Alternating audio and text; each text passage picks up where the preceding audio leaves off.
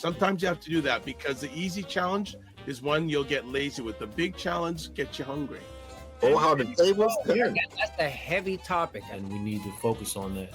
If not for yourself, then do it for your children.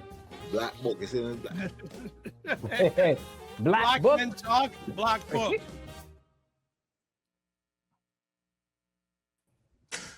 What is up, everybody? It's Dr. Vibe here, host and producer of the award-winning Dr. Vibe Show, the home of Epic Conversations.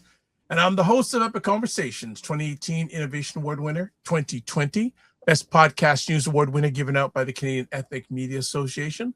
I also co-host and co-produce the only online show in the world for dads, fathers, and male caregivers that's sponsored by Dove Men Plus Care. And being part of that movement, we've reached out directly and indirectly to over 400,000 dads, fathers, and male caregivers around the world. As always, I like to see you're blessed, highly favored, a magnet for miracles, and a solution for someone's problem. And we are joined by, we got 4 people up today. So welcome to Black Men Can Talk, which is a show where Black Canadian men come together to have real unfiltered conversations about life, culture, and community. So welcome Kofi Sadat, Kofi Morris, and Jonathan Juiceman Shaw. What is going on? Bless. We're blessed. Good to hear. So are we all overcoming Snowmageddon? Oh, bro. No. Bro. Listen, I heard rumors that a man's beard froze up to the. I'm afraid for that, bro. I had this little thing hanging down here. That'd be my whole chin. No, man.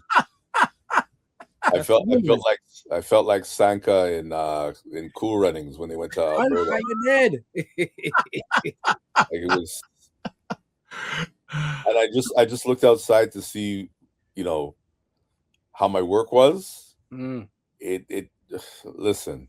It felt like the Sahara Desert, man. Like the wind blew away any semblance of any work that I did, and I'm just like, man. Yeah. It went for naught, but I know I did it. I did like almost 3,000 steps just cleaning the driveway. Yeah. Oh. Well, I had called Juiceman this afternoon. I hadn't looked outside, and he said, "Get ready." And he said, "The only thing that will get you through it is the ancestors." That's the only thing. Pretty much. Like just basically say to yourself, your ancestors went through worse. Your ancestors. That's it. This is 100%. No, for me, I don't know if I've ever. My side door, I had to push open my side door. There was so much snow there. I went, what? The only thing good about the snow today, it's light snow. If it was heavy snow, no. Listen, You know where you're at when, you open your car door to clean off your car and the snow falls off and you're just like, yeah, like you're giving thanks, so we reach a certain point in life in Canada. The standards have, you know what I mean? I don't know. I'm just saying, the light snow right now, a lot of the men them today are like, gee, thanks. We talk about ancestors right now. We're like, Stay Harriet, just keep doing your thing. Keep doing your thing for us. I got a bittersweet kind of thing because I got a bad back, so I was spared from clearing any snow today. So the younger, the younger stepped in really well, but bro, I felt sorry when I looked outside. I'm like, man, nah. And you didn't feel a deep feeling of loss inside your heart for not being part of the experience. None of that happened. It was burning in my chest, but I think it was the Milo I was drinking as I was watching. Juice Man, you must have been on Juice Man in my conversation. He said, "Make sure you have some Milo." This is it. That Milo was burning my chest. I was like, "Oh, I'm really feeling it." Jeez. All right. So before we go to break, don't forget this. Yes. The Vicks. Rock with that. For your foot bottom when you come back in. So let's quickly go around the table here. What's one win you've had over the past week, big or small? We'll make the Juice go first, man. He's the guest that's blessed. Go ahead, Juice.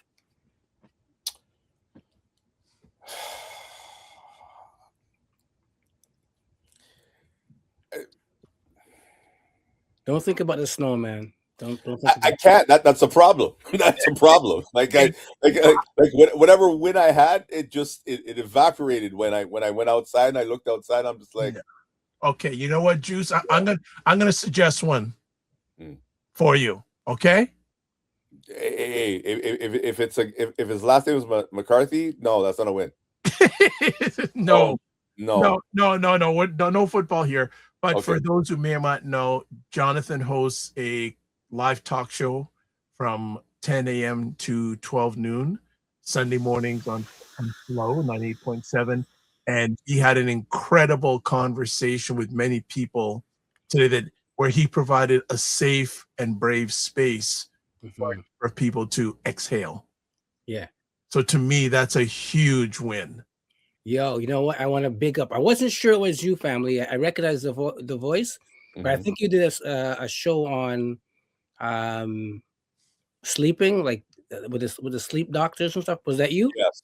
Yeah, we did that. We did. Yo, Yes. I totally love that show. So there's a win for you as well, because I was like, yo, that sounds like the juice, and I love the conversation. Totally, I loved it, bro. So thank you for that as well. You know, giving thanks. Yeah. I think the biggest win for the week, now that I'm thinking about it, I live to see my daughter turn 19. Bless. Probably the best win. My relationship with her presently, I won't say is the greatest. I'd be lying if I did. But I'm doing the same thing we did 19 years ago on the Sunday that she was born. And that is sit down and watch the AFC and the NFC championship games. And at that time, 2 black coaches got to go to the Super Bowl for the first time. And back then, Tony Dungy went out, but for his one and only Super Bowl. But for me, 19 years ago, that was probably one of the greatest things that have happened, is to, see another one of your children come into the world. At that time, I thought that was it. I thought that was my last one, but I had a son many years later, and I'm blessed to have 3 beautiful children. There you go. See, just a little reflection makes things get bigger. All right. Honestly, that snow outside, just like when you seriously. I hear you, King. All right, Kofi Morris. I'm gonna go with some connections in community with some brothers actually that started out as a conversation around music and ended up as the creation of a movement. So I've been doing some work with fathers, for the last while in the community, just pre-COVID, through a community organization that started physically meeting on Saturdays, and it became an online conversation that has continued. So we're a good, under 10 years in now. But we had a conversation that led to the creation of something that's going to be launched in the community, but a part of it has to do with the reality of fathers that don't live with their children. So funny enough, what Jonathan just mentioned, and creating something that is somewhat of a collective agreement around what co-parenting looks like. So that seed has been planted, but just a vibrant conversation around vulnerability and the things that fathers work through, and being able to support one another in cohesion around how we look at this thing called co-parenting, and principles for fathers of children. So that's a win that I'll share. Good stuff. Yeah, That's a result of persistence and perseverance, because that group's been going on for a while, hasn't it? 100%. Yeah, it passed over many hands and what have you. We just continue to keep the foundation and keep the spirit of it alive and going. So excellent. Stay tuned. All right, Kofi Sadat, win. All right, I got 2 wins today.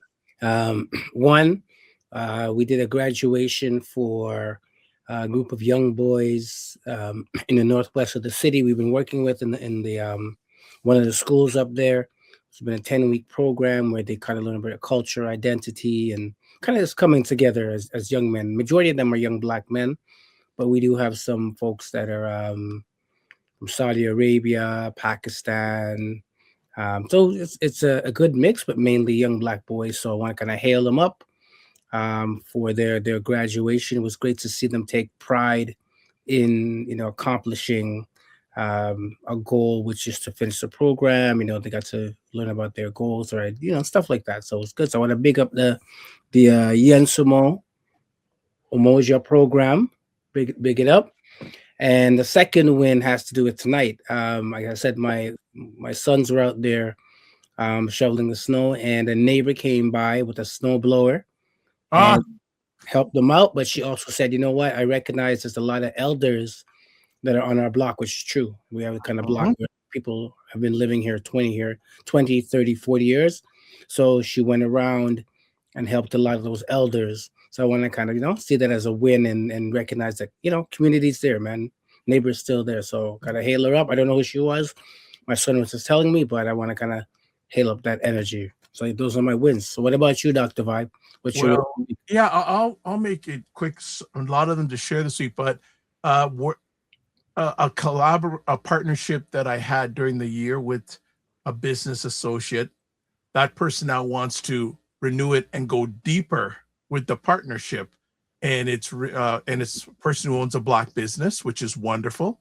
That's a lady that owns a Black business. So in the fact that, you know, she asked me if I could help with her with some things on top of what I already was, and then she says, you know what, do you offer this, and this? I go, yeah. So everything being right, within the next few weeks, we're gonna announce you'll see on somewhat platforms, a partnership with myself and this lady who runs this business that is just fantastic. And it's nice working with a Black woman business owner. So it's nice. I'm a Black man business owner. She's a Black woman business owner. And the funny thing is, when we got on the call last week, she said, I want to introduce you to my husband. And I go, oh, I know him. And so it was a wonderful haha moment, and looking forward to and it also will serve our people on top of it, most importantly. So I want to make so her and I are going to win, but most importantly also our people will win, also showing that Black men and Black women can work together. Beautiful. Love it, brother. So what we're going to do is go to a break, and when we come back, we'll do some quick housekeeping. Then we've got a really good conversation topic as always. So we will be back in 15 seconds. Check out The Morning Vibe on Mondays and Fridays at 9 a.m. Eastern. It's hosted by Dr. Vibe and Ryan Knight. They dig into important subjects. And sometimes they bring on people you definitely need to know about. It's conversations that matter. So make sure you tune in. Mondays and Fridays, 9 a.m. Eastern. We'll see you. All right, so that's tomorrow morning, since we're broadcasting live on a Sunday. So let's make it quick. Subscribe to the Dr. Vibe Show on YouTube. Hit the notification button. Like the Dr. Vibe Show on Facebook, LinkedIn, Instagram, TikTok, Blue Sky, and Substack. If you want to advertise your business, product, or service on the platforms I'm a part of, email me, dr.vibe, VIBESHOW.com. And then if you got a question or take, go to callme.road.com. Put in your deets. You'll be taken to another screen. Put in your name, hit the green button, and you're good to go. All right, today we are having a conversation about a really interesting segment from the CBC Fifth Estate show called Missing Black Boys, which basically is showing how a number of Black boys in the Greater Toronto area are being transported to far areas away to deal with drugs, sell drugs, etc., etc. Everyone here has watched the documentary or the segment. So I'm going to pull out my first conversation. Well, first, you know what? Let me just pull out the first conversation piece. So I'll put this for you guys. How did each of you feel watching it for the first time?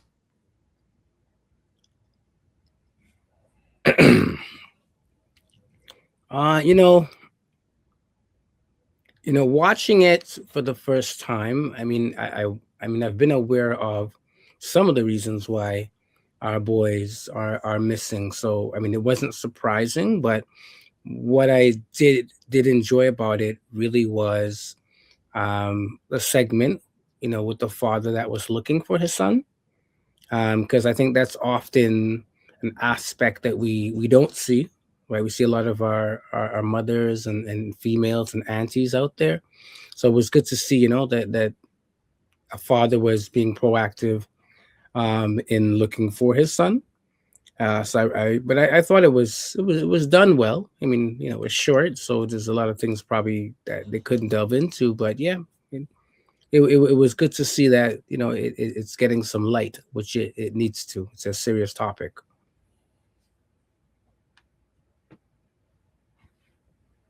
Juice Man, Kofi Morris. I'll go next. One of the things that for me stood out when I watched it was the area of Thunder Bay. Seeing as though I used to work for an Indigenous radio station, Thunder Bay is a place where a lot of Indigenous people are from. So I know the area very well from what people who live in that area have said about it. Plus, back in 2018, I was up in that area. I was actually in Wawa, Ontario. And there's nobody who looks like us up there. Not at all. So taking a black child out in that area, they would stand out like a sore thumb. How nobody reports it, how nobody says anything about it while they're up there, that kind of really took me. But I also realized that up in that area, and not to take the conversation too far before we delve into it, they lock up things like mouthwash because it has alcohol in it. Children they get high off of exhaust fumes. They call it huffing. And stuff like that. So drugs is a major concern in the Indigenous community up in Thunder Bay. So to see young black boys getting into, you know, selling drugs and whatever the case may be, I mean, yeah, they would be like a sore thumb out there because they would stand out.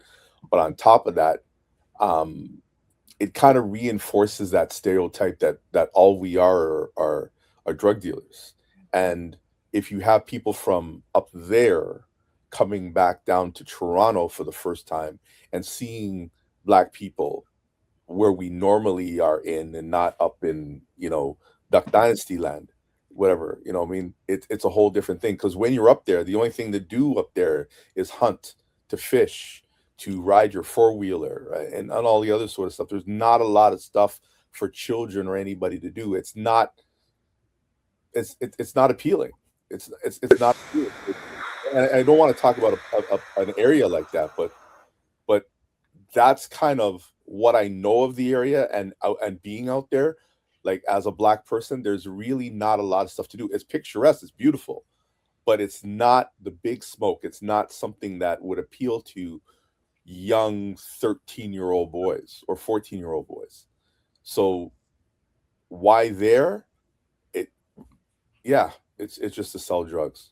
And that part for me was like, wow, like it really kind of made me think differently. Before Kofi Morris, you jump in, got some comments here from at DMW Lake saying it was good to see the father being proactive, but as a black father myself, I saw some very serious questions that were avoided. And then also, we can't be naive either. Boys are going OT to Western Canada also. Yeah. So definitely, but the thing is, you can see people going out west to places like, let's say, Vancouver. You can see them going out to like a Calgary and Alberta, but I'm talking like Thunder Bay. You know, it's like I don't know what's being said to the young boys, but again, as I'm saying to you, like I have a son who's 13. If I were to say to him, "Hey, let's go to Thunder Bay," he's like, "For what?"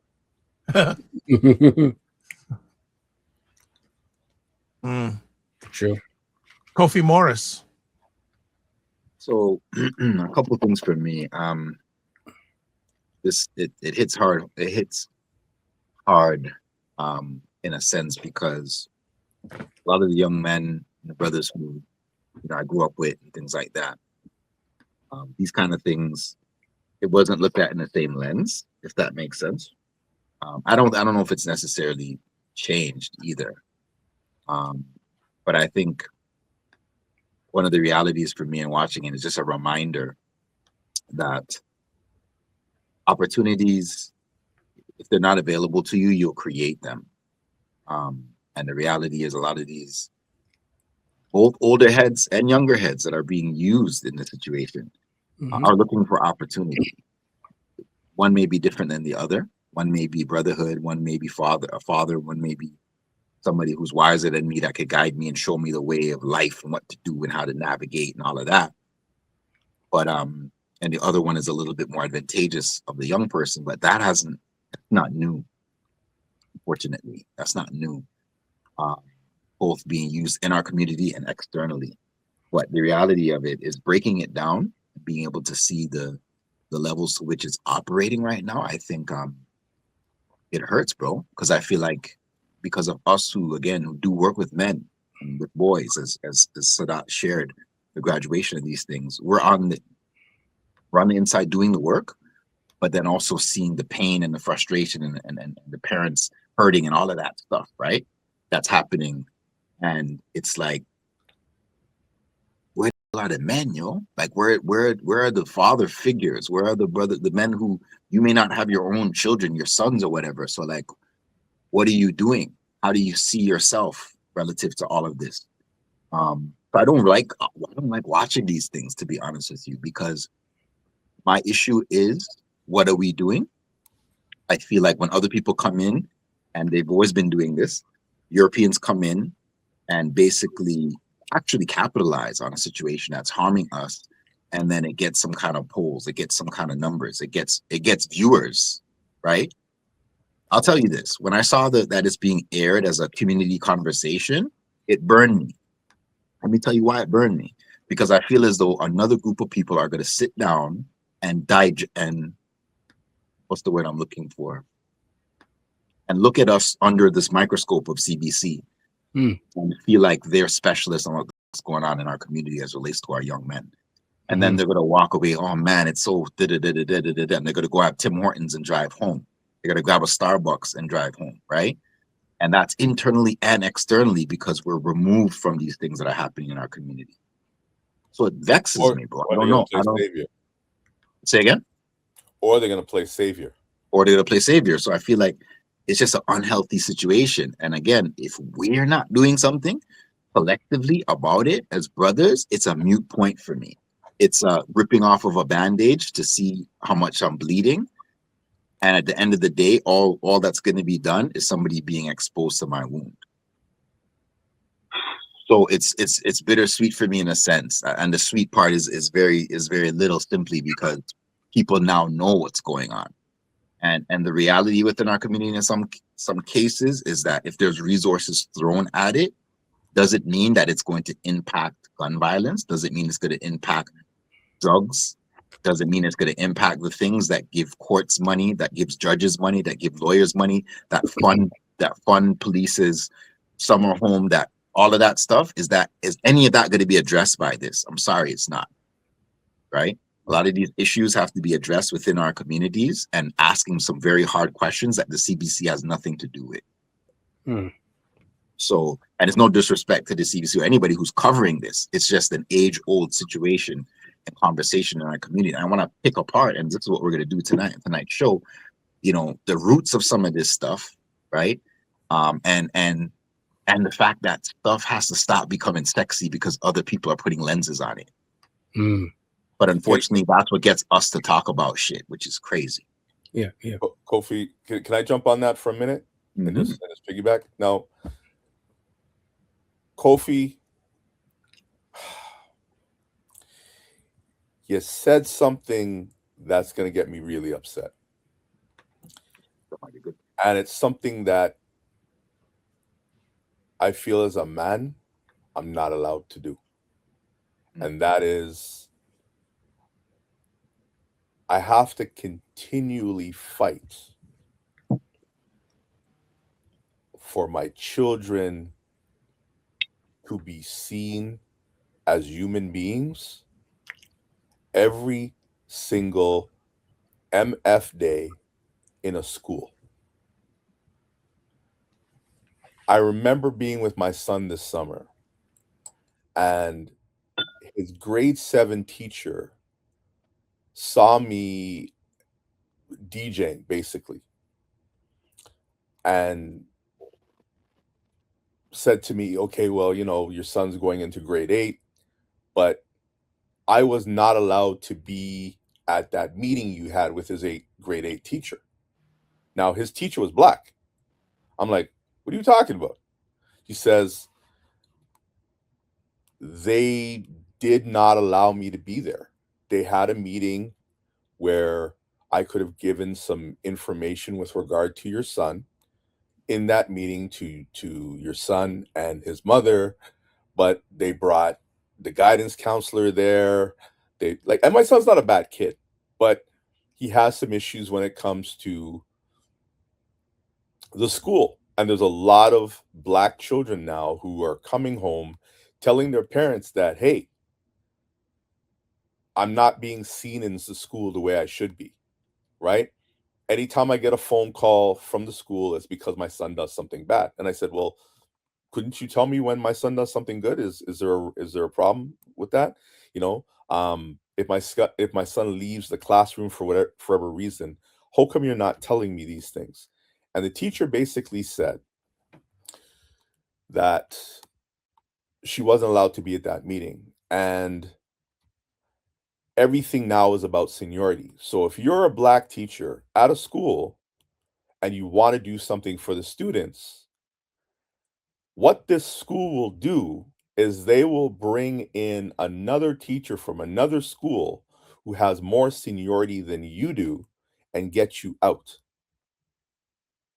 So you don't really help the children, so that it's really a weird situation that's happening, where that they just keep putting children ahead. They don't keep them back. They don't keep children. They don't do detentions anymore. They don't do these things to help children to learn, to foster education. They just keep pushing kids through the system. Kids don't feel heard, and then they don't feel like they should talk to anybody, because again, the people in the school that can help them, every year they get taken out. When Josh was in grade 5, his teacher, he had the first black male teacher, and he wore the one God symbol around his neck. And the teacher looked at that and said, hey, I like that, whatever. And they had a great bond with the teacher. End of the year, teacher's gone. Grade 7 has another black teacher, starts bonding with the teacher. Teacher takes a little bit of a break, had some health issues, whatever, comes back to the school, and then all of a sudden that teacher's gone now too. And you have to ask yourself, why are we trying to set up our children for failure? Right? And me, like Kofi, Sadat, Dr. Vibe, our resumes are long when it comes to dealing with the black community. But for me to go into the Toronto District School Board, which I've been in for a number of years before I had children, for me to go to Peel District School Board, or York, or Durham, or Halton, it's like pulling teeth. You say, hey, I'd like to come in and talk to the kids because I have something that they would be interested in. Oh, well, you have to be vetted for the teacher by the principal. Okay, let it happen. I've been trying for years to get into the Toronto District School Board. And finally, just the other day, I got vetted, and I'm still waiting to get into the system so I can actually just go and speak to the kids and say, hey, you may want to do this in life. I'm a black person, and I would love to teach you what I do so you don't have to do this. Here's a way of you making money. Here's a way of you making money as a child, just voicing commercials, singing, doing podcasts, doing something else, testing games, whatever. And you get blocked. If you have if you still have a criminal record, you can't go into the jail system and talk to young offenders and say, hey, stop. The only, you know what I mean? The only time you can talk to them is if you're a convict like them, you know, if you're a convict and they get incarcerated and now you're both in jail and now you get to talk to them. Irony. It makes no sense. Yeah, it's crazy. You know what I mean? So when you look at this problem, one of the reasons why and let's not even talk about the issues we have with just raising our children if we break up with our ladies. Right? And how we get excluded from so many things. It's a bigger problem that we finally have to look at, and basically look at everybody in the room and look at the person in the mirror and basically say, you know what, hey, I can do more because, and it's something I learned in court many, many years ago. What is in the best interest of your children? And deal with the problem from that lens and forget everything else. If you just take the emotions out of it and say, what is in the best interest of our children, then we would not have some of the problems we do. Because the question I asked in that video more than in anything else was, how is it that this person has two parents and this child keeps leaving all the time and nobody saw this person? There's no anything things get put out so far in it, you know, whatever. If how are these kids, these older children, allowed to stay at school around our young people and nobody says anything about it? Like, I had so many questions. But sorry, you know, I mean, and I think what also came out in the documentary is that people have a stereotype that all these missing Black boys are coming from impoverished neighborhoods, right?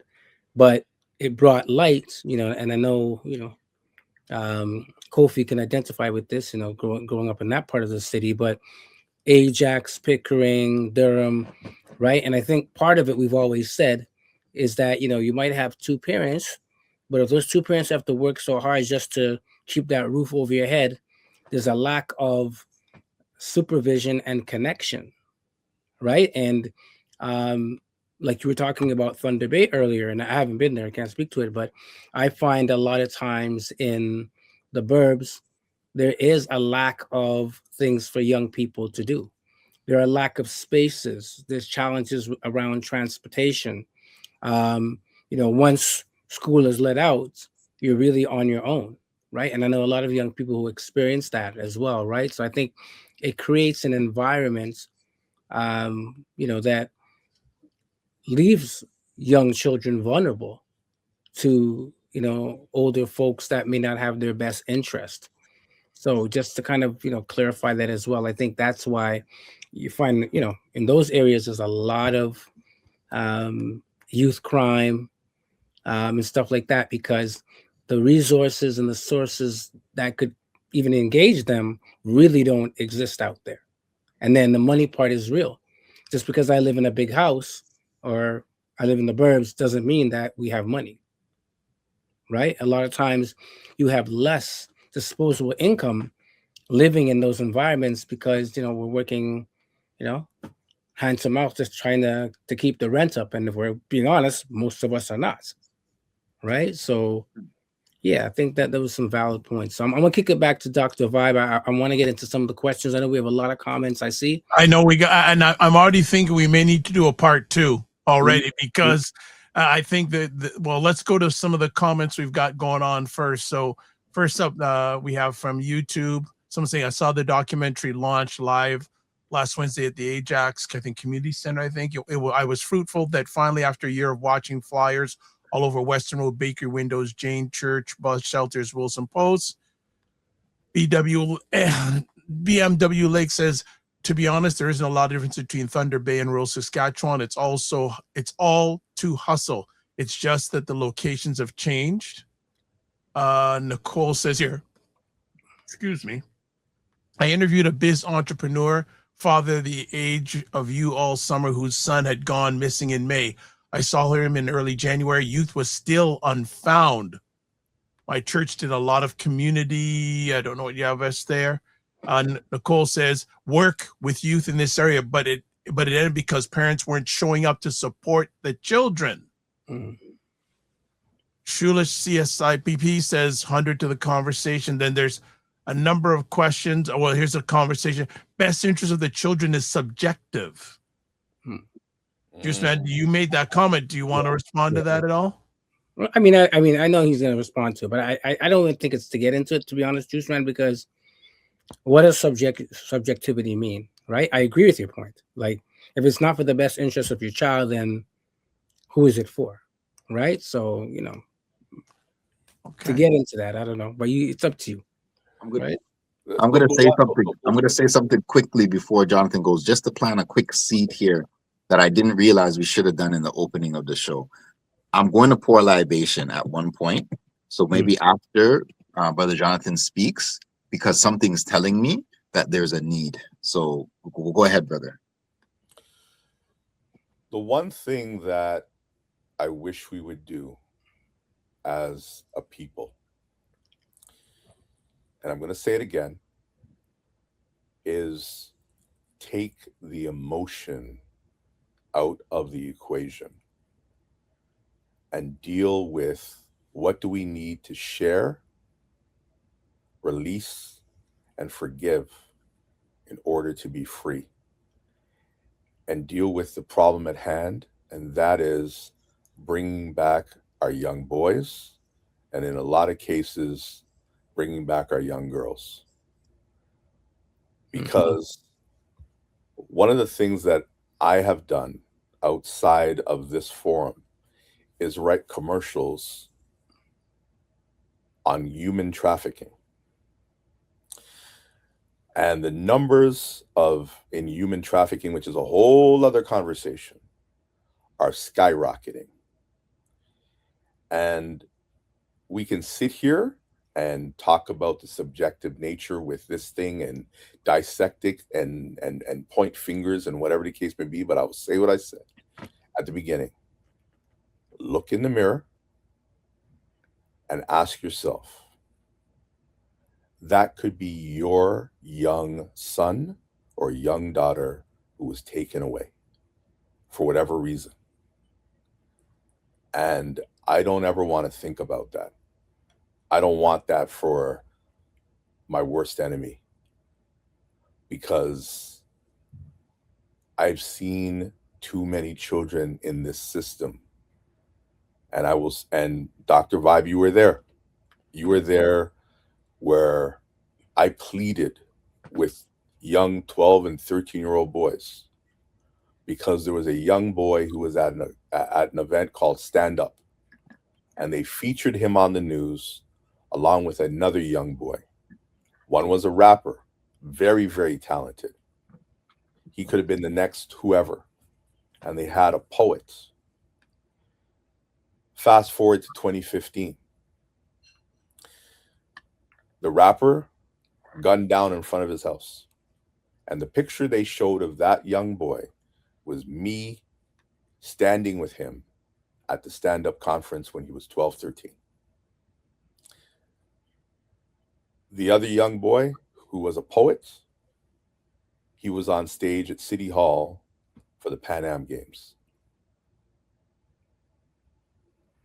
That's all I'm going to say on that. So if we want to talk about what's in the best interest of the child, I want to see them become adults. I want to see them become grandparents. I want them to tell stories. I want them to understand what it's like, you know, just to be a person in our society, to be able to talk about us 50 years from now and say, hey, I remember when the ancestors said this. I don't want to be going to a viewing or looking at a leaflet or myself handing out paperwork that says, here's another one of us missing. And again, certain areas of this country, we're not, the population of Black people is, goes up by 1 and decreases by 1 as we go inside the city limits. It's not very hard to find us. but they're out there, and even the people in that area don't care about us enough to say they're here. Kofi Morris, you want to do libation? Facts, what you just shared, Brother Jonathan. Yeah, I'm going to call a couple names, and if you have any names that come to mind that are specific to some of these young Black boys who transition, because the thing is, African traditions, we forget that just because you're physical, you've transcended in your physical, your spirit lives on. And the reality is, even on some of these blocks, and from some of these blocks where some of these young men have come from, there's a lot of lost souls roaming. You know what I'm saying? There's a lot of lack of closure in families and in these neighborhoods, and that's a spirit, that's the energy that exists in our communities. So I'm glad you said what you just said, Jonathan, as well, because if, as people that tap into the emotions and show their emotions, we're not cold people. We are people that have to actually digest, work through, and try to find some form of, even if it's not closure, but some form of understanding based upon community connection that allows us to feel still connected, even though we're disconnected from our children or from those who have transcended. So being able to pull together and hold that unity that we talk about that's needed, that also can help to heal some of those wounds, right? So what is libation, right? Libation is a form of prayer. It's a form of giving thanks and giving back, acknowledging those who've come before us and the shoulders that we stand on, and also acknowledging those that we call our ancestors who have transcended, that are no longer with us in the physical. We call upon their names, because just like if you were in a community and you did work and you played a role, etc., and you moved from that community, you'd still want to be remembered. You still want people to call your name. So that's what we're going to do. And I'm just going to pour some water into this plant. Plant represents life and the ability to acknowledge our connection to this earth. They say, we came from it and we return from it. And I'm just going to do a call and response. I'm going to say ago. And ago in trees, West African language, means I have something to say. I need your attention. And if I have your attention, you're going to say ame. So we're going to start, and at the end, you just call upon those names. Now, even if they're not names of these young people, but they're names of people who have transcended, who did amazing work in our community, that can actually, what they stood for could help us in this moment. We can also say their names at that point. I'm going to say ago. Ame. Ago. Ame. Ago. Ame. Brian, we want to call upon Spirit. We want to ask that you strengthen and empower both this conversation and future conversations, but also future activity and action that will help to address some of the root causes of the healing that must take place in our community, but also creating safe spaces for young Black men and our young sisters. I'm going to say Ashe. That as we come together as brothers and community, we continue to hold and create these safe spaces for young Black men to be seen, to be felt, to be heard, so that they can continue their divine destiny and their purpose. We say Ashe. Ashe. You pour this water, every ounce of this water that's being put into this plant acts as a form of nourishment for those who transcended, that no longer with us, so that they remember that they're welcomed. We say Ashe. To call upon the names of those who are no longer with us, in which we want to acknowledge. And I'm going to call upon a brother named Aju Iroga, who was a Nigerian brother who we knew in high school. That I was recently in an airport and I saw someone that looked like him. And I had to do a double take. And it reminded me of the fact that this brother went missing in 2006. Never found. There was a $50,000 reward for his life, and he was never found. And he wasn't involved in anything. He was part of a work program. And long story short, he went missing, and they never found him. And again, we're acknowledging those who have now become Black bodies, whose lives and names have not been called. So I call upon Brother Adu that your spirit is at peace. Yeah, open up the circle for any names that brothers want to call. My cousin, Kathleen Johnson. I don't know where she is. Sure. Mm-hmm. Sure. course, I'd like to call on the spirit of Louis March, just in the fact that he had done so much work to support many of our young people who are in similar predicaments, that are vulnerable, and their parents as well. So I want to definitely, acknowledge the ancestor Louis March. The ancestor, Dr. Francis Cress Wilson, did much work when it comes to, talking about anything that the Black community needed. I call upon, and there's way too many to name, all the female Black poets that I have listened to and taken their names. Want to call on Roberta Flack, probably one of my favorite songs, Be Real Black to Me. Mm-hmm. That song, whenever I'm in pain, I listen to that.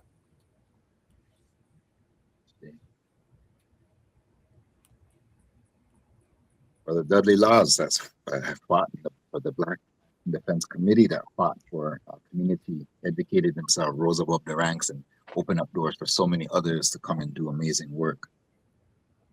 That ability to form the FIU, Special Investigation Unit, that still exists here in Toronto.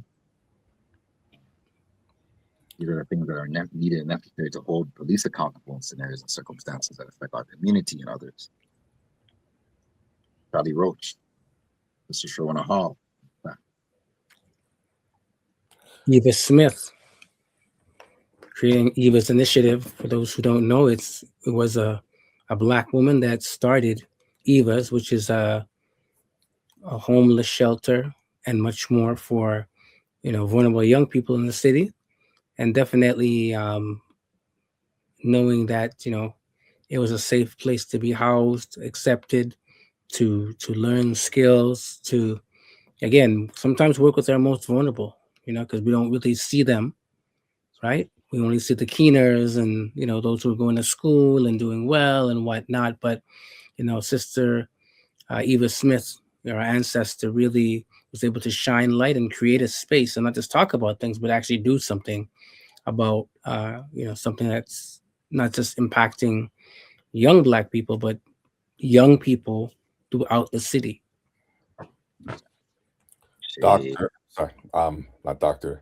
Donald Willard Moore, who is basically the godfather for bringing almost all the people from different places in the world here to Canada, and asked the government of Canada to change the immigration laws to allow, Black people and people of color to migrate to this country of Canada in a time where British subjects that came from countries that had a predominance of Black people were not considered British subjects under the Commonwealth. Shay. To go back to call upon the spirit of Sister Harriet Tubman for the commitment of going back and forth, for our people here. Sometimes we forget the impact she made. Moses, aka Moses Araminta. So we're going to call upon her for that, the fight, and not giving up the fight for the freedom of our people as we continue to fight for that liberation today. So, our ancestors, and whose names that we don't know, who are transcended in some of these examples that we've given, but also who are freedom fighters for our people, so we can continue to utilize the resistance in our spirit, that's in our lungs, in our heart, in our bones, that we don't give up in the midst of all of the anger, the frustration, and the challenge and the sadness that comes. Lost. Just to put on some words out there for what it is that we need now as a community. Yeah. And you could just say those words out loud. I'm going to say unity. I like to say Stan Kofa. I think there's so much, and I want to acknowledge More Jobs 9853 for putting out the ancestor, Dr. Kwanjufu, who did so much remarkable work around Black boys. And I think some of that is lost, and some of that's what's needed now to go back and see some of those lessons, those great works that were put out, and bring those lessons forward. So definitely Jawanza Kanjufu, Conspiracy to Destroy the Black Boy, the series, great book and great collection of books. So yeah. All the individuals who worked with the ROPE program over the years, Rites of Passage initiative that tries to turn young boys into young men, and also liaison with their parents to sign a contract to say, we want these young boys to become men, where we put them in suits, where we learn and teach them how to tie a tie, how to fill out a resume, get computers, whatever it may take to turn young boys into men. Ashe. And I don't know, Kofi, if I can take it in a direction, because you actually hit a point that I want us to talk about, Brother Jonathan, which relative to the libation, because we're close here, and then we'll continue. Oh yeah, go ahead. So go ahead. So just putting out there what it is that we need as a community, and in the chat it says redemption. So I'm just gonna pull some what people are saying. So they say we need redemption.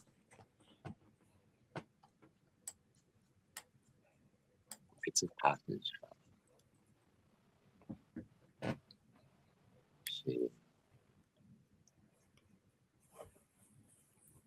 Exposure. Healing. Shit. Peace. Self-love, someone said. Shit.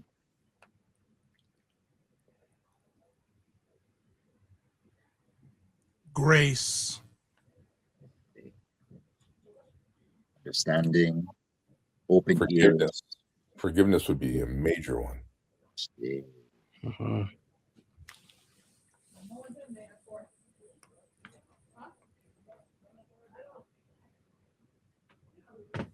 Ability to overcome the odds and the things that maybe work against us in the work that we have to do, knowing that it would impact pocketbooks, it would impact people's lives, it would impact people's livelihood as they look at it.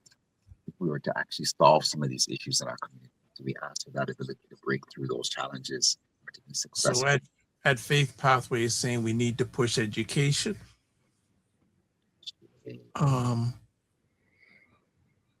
Yeah, there's and remembering, somebody said, yep, all those things in our hearts. I like the way that it was worded, and then remembrance. I like the way that was worded. Any of those things unsaid that are in our hearts, in our minds, in our spirit, as we continue to hold this collective vibration of healing and empowerment and connection in our community. Yeah, and all these things we say Madasi, which means thank you. We say Madasi, Madasi Pa. We say yo. We clap, clap, clap, clap, clap, clap, clap, clap, clap, clap. It's finished. It is finished. It is finished. It is finished, and it is good. Monikasa. Monikasa. Thank you, brothers. Thank you, family. Thank you, community, for those that are in their spaces right now, and just remembering again the lives of the young people, remembering the roles that they played, remembering how they made you feel. And please take some time to say their names. Take some time to light a candle. Take some time to remember some of those who, like our brother Jay Legit, like our brother Kadar, like our brother Sumo, people who we won't forget them because of, again, the role that they played while they were here and the seeds that they planted to show us. All three of those brothers that I mentioned actually were involved in things like music, which is one of the areas that you see it's so divine. Jonathan is on here as a DJ because we talk about the impact of healing in our community through music and through dance and through movement. And that's how we deal with some of the stuff that we're holding on to. So we ask that we continue to play the songs that they liked. Understand? Dance and move, come together, hold collective positive vibrations, because it's not just about the pain and the grief and the loss, but it's also the acknowledgement and the remembrance of who they were, so that we can continue to actualize some of the vision that they had that was put in them to give to us, right? So we can still call upon those gifts, those talents, help to create healthy, positive vibrations for our young people, because there's some of them that are on the brink of deciding if they're getting involved in certain things. Mm-hmm. Some of these things will bring them in to make them feel at home and seen, so that things like open mics and things like, talent showcases and all this stuff where young people can come and speak, you can hear their voices, is important. So we're giving thanks. Yeah. And I wanted to touch the other part around, the only part that really sometimes gets me hot, but I understand it, because right now we're hurt as a community, and we're missing our Black boys. But I think the part that I said I feel kind of sometimes upset at is that people begin to start blaming the parents, and then also blaming the older youth that might have led some of these young people into, very bad situations. And I think the thing with blaming the parents is that that's the easy scapegoat, but we don't want to look at the societal things, the circumstances that impact not just the young people, but also the parents. So things such as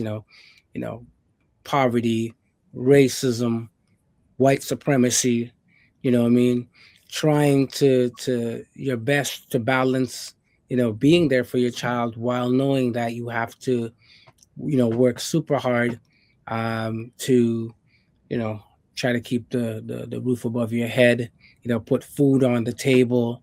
Some folks are dealing with mental health, whether it's their child or themselves, or, so we have so many factors that just simply blaming the parents is an easy way, because, nothing I've seen that says, hey, these parents were wayward or whatnot, but they're just circumstances that impact, and it's similar to, when we look at our indigenous brothers and sisters, and someone might say, hey, these guys are just on drugs or they're on the street or whatnot, but nobody wants to look at the trauma, historical trauma that impacts your everyday reality. So again, those are the things that, and I would put out there, as Kofi, you were mentioning, one word I would say definitely is to give grace.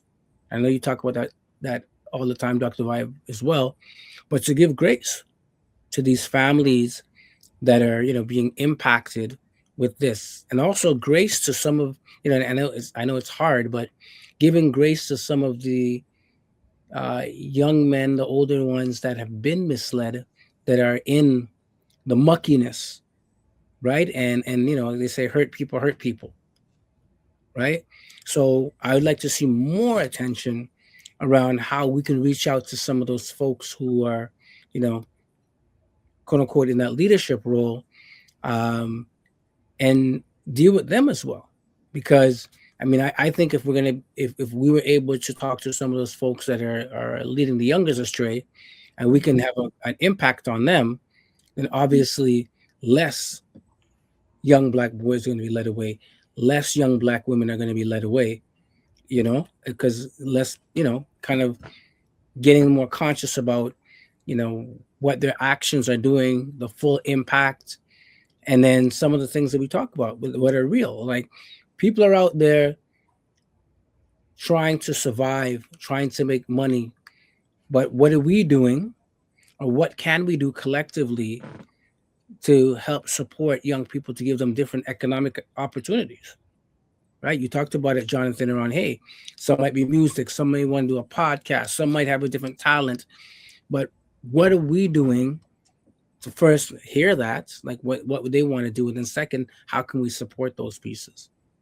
right? So I think, we need to shift away from blame, and then more get to that point where we actually are trying to support and address some of the issues that we know have been going on for a very long time. Like, I was speaking to one of my sons, and he's like, yeah, I see, the CBC and other people talking about it now, but it's like, Dad, this has been happening for a minute, even from my days as a teenager.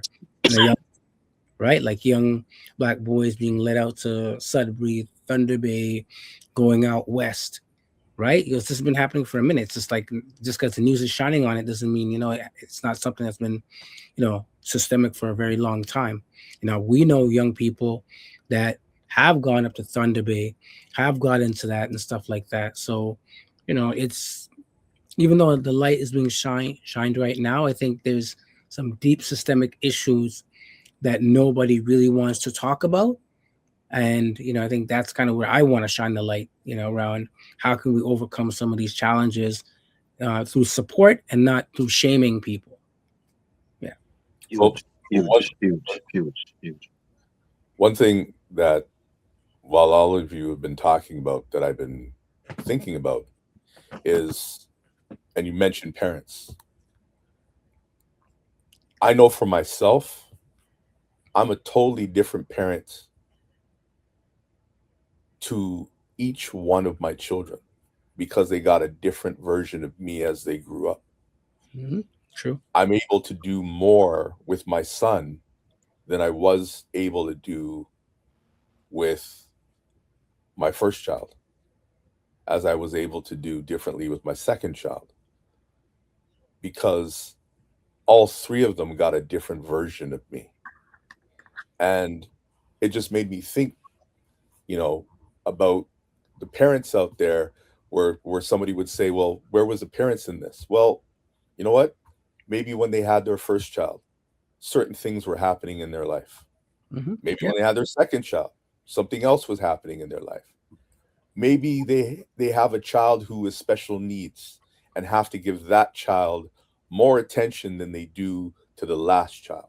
True. Maybe the government isn't dealing with the medical issues with somebody who has sickle cell, and that parent has to work another job to be able to, buy medication or whatever the case may be for that child. And there's always something that the parents have to deal with their child. Maybe the court system does not allow that person to see that child, and they could be that person. We don't know.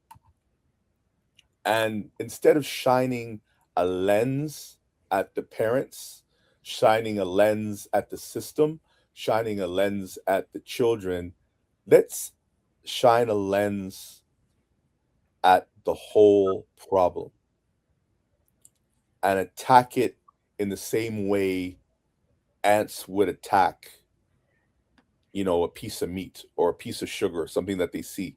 And that is from all sides. And just try to move it and deal with it collectively. We are a collective, and we seem to forget that at times. We're not an island on our own. We are seen as, unfortunately, the Black community, whether we want to be a part of it or not, because that's, unfortunately, the world sees us. They don't care if you're Jamaican. They don't care if you're African. They don't care if you're, from Scotia. They look at us all the same way. And they look at it and say, look at them. How come they can't get their stuff together? How come they can't do this? How come they, whatever? And they also look at us and say, well, hey, don't you see how together they are? They're all marching because of this person. So it's this way some ways and this way another way. But the problem that still remains, whether the problem started so long ago, what are we going to put in place to fix the situation? Right? How can, and this is something I've been saying more often, how can I support you? Not provide for you. Yep. Support. Yep. But how can I support you? Because providing for you sometimes is just a band-aid. You need some money for this? Okay, fine, I'm going to throw some money at that. Hey, I'm going to do this, whatever. It's just basically like, giving a man a fish as opposed to teaching a man how to fish. We need to be a little bit more interested in the collective. Yes, we should put the oxygen mask on ourselves. It is very important we do that. However, we still have to show each other as you were saying, grace, and sometimes empathy, and to check in on our brothers and sisters and say, how are you doing? And how are your children doing? That's something we used to do. Yeah. But we also have to remember as well, too,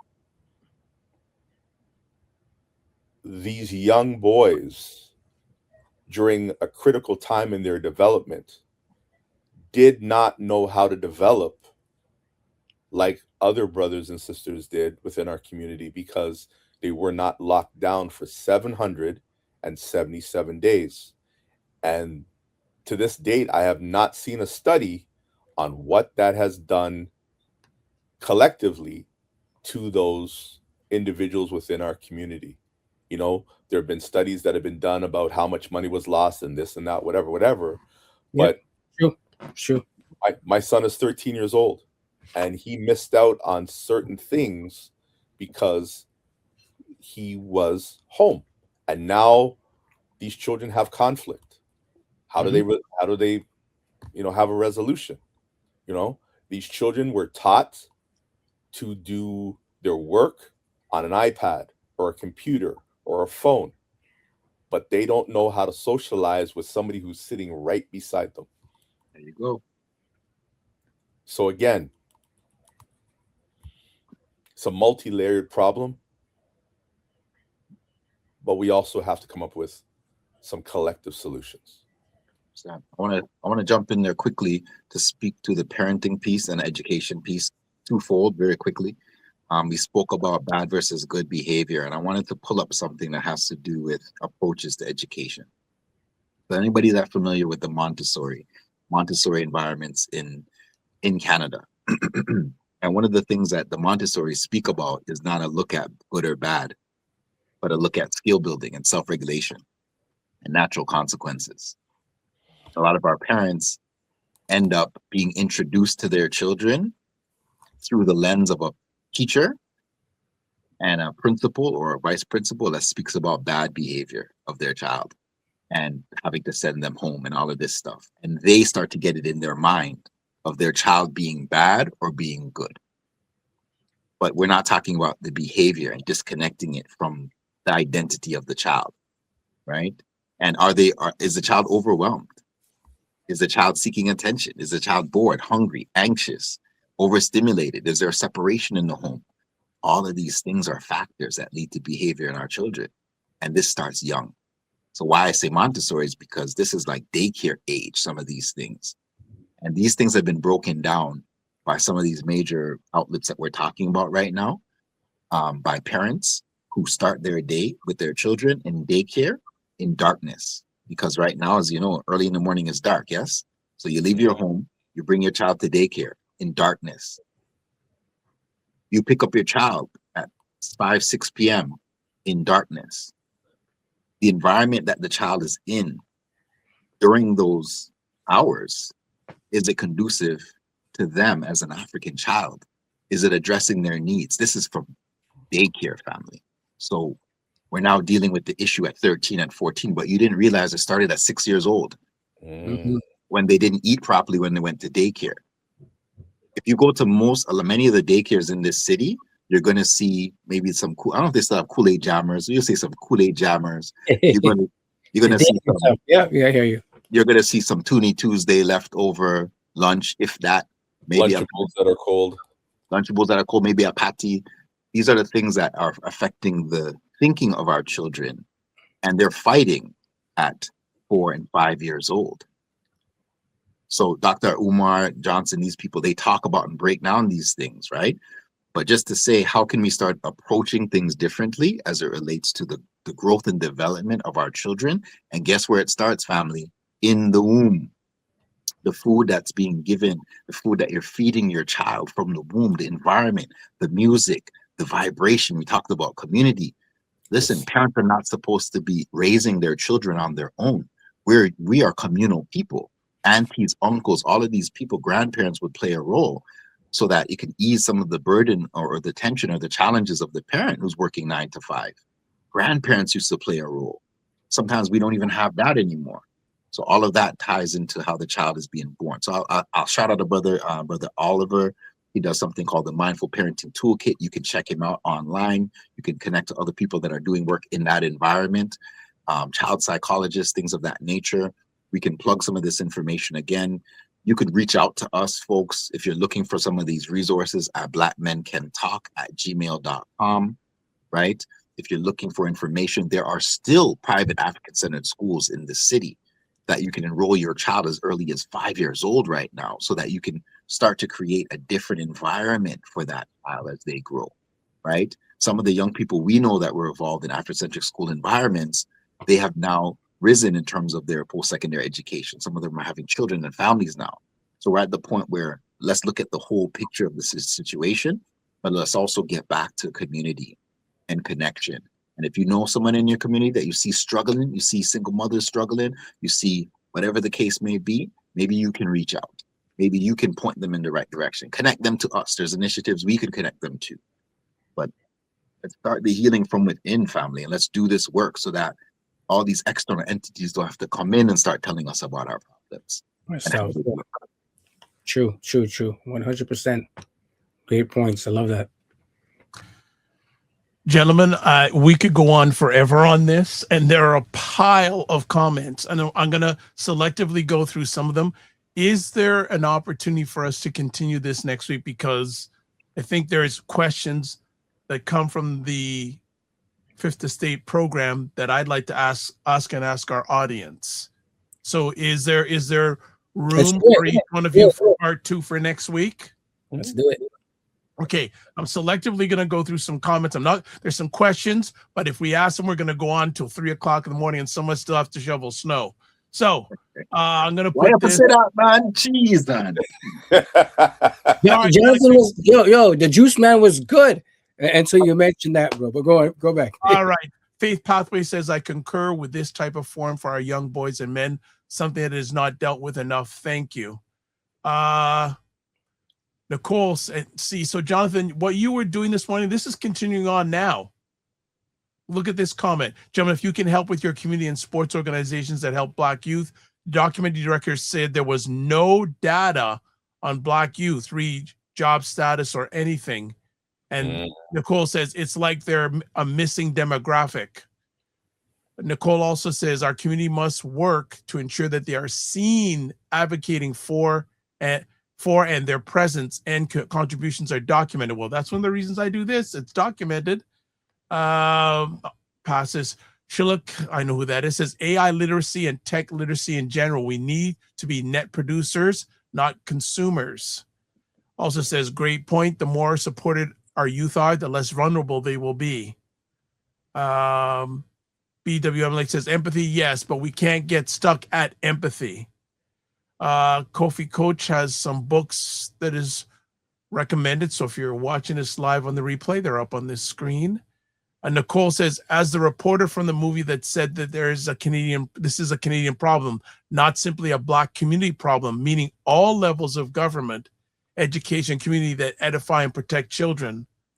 And then BWM says, sorry, at times, and in some instances, quote, blame and shame, unquote, had its place, and it was one of the effective tools that we use to install a degree of self and collective respect. Okay, we're going to stop there. I know there were some questions I know that some people had. Can I mention one thing, please? Go ahead. To the parents of children, I can't say this loud enough. Whether it be on the first day of school or the last year of grade 12, do not miss an opportunity, and every now and again just drop by your child's school. Ooh, come on now. Walk through the front door and say, I want to see my son or my daughter, or I want to talk to the teacher or the guidance counselor, and just ask the question, how's my child doing? Be accountable. If they call you and you see the number from the school on your phone, answer the phone and say, what's going on? I know that we all come from the age of, children shouldn't call their parents on the phone if they bust their knee all the way down to the white meat. We never called our parents, because they were at work and whatever. But those days are gone. We need to be very much involved with our children, after school activities, homework, whatever it may be, yada yada yada, so that the school knows that we are watching them. Because if we do not get involved, you know what I mean? If you need to borrow a guy or a girl to make it look like that's the father, go do it. Do it. Or the moms, do it. Because if you need to bring your auntie, if you need to bring 10 people to parent-teacher meeting, do it. Because then they know that you ain't joking when it comes to the education of that child. These are 10 people who are like, okay, and you said what again about my child? Mm-hmm. Oh, you need somebody to help with the homework? Okay, that person, this person, whatever. That's the way we have to attack the problem. Because if they don't see you, they'll do whatever they want to do to that child. And, hey, we got to hold ourselves accountable. That's the only thing we need to do with our children. Not the only thing, but one of the things we need to do with our children is for us to be accountable to them. Sure. All right.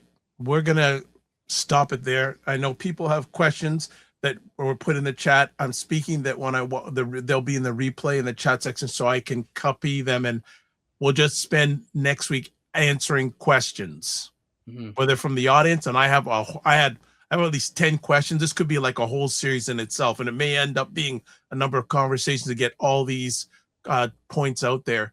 So before we let everyone go, Juice Man, how can people get a hold of you? Very easily. I'm on all platforms at Jonathan O'Shaw, JONATHAN, middle initial OSHAW, or info at jonathanoshah.com, or through my website at jonathanoshah.com. If you're forgetting any of those, thejuiceman.ca. And also make sure, if you're watching this in England, note the proper spelling of Jonathan. What do you got? That's an inside joke, Juiceman and I know, but if people you know.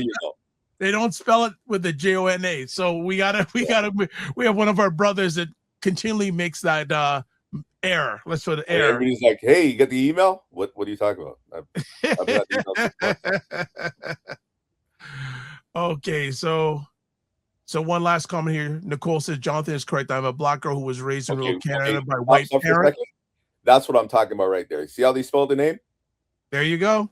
That's totally incorrect. Two them don't know about Jonathan. It's Jonathan. They got it mixed. They don't know. White parents who had to advocate for me in the 70s education system. All right, good stuff. So if you want to get a hold of Kofi Sadat, there's the information. It's also the comment section. Most of the places you're watching this live on replay. Also, Kofi Morris, the man with 2 Instagram handles. And then myself, you want to get a hold of me, toplink.cc/the DRVIBESHOW.com. If you want to watch replays of this epic conversation, the Dr. Vibe Show website, also YouTube, Facebook, and LinkedIn, the Dr. Vibe Show. Oh, that's my contact information. I got the wrong thing up. Sorry about that, family. Let me just correct that. Got too many stuff going on. Look here, just this is what we need to put up. If it will go up. Oh, there we go. Watch replays of the BLKMEN Can Talk on the Dr. Vibe Show YouTube, Facebook, and LinkedIn, the Dr. Vibe Show website, and Paul Osbourne on Facebook. Gentlemen, thank you so much. Make sure you time block the same time next week, because we got to go in, because we got a lot of questions to answer and provide solutions for this.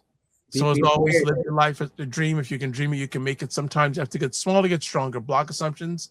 Aim bigger, aim better, aim higher, aim wider. Love, faith, and respect. Don't just manage your time, manage your energy. And remember to give yourself grace. And if you're not making money, make history. Try to do both. and always make it better. God bless. Peace to all. Keep the faith. Walk good. Then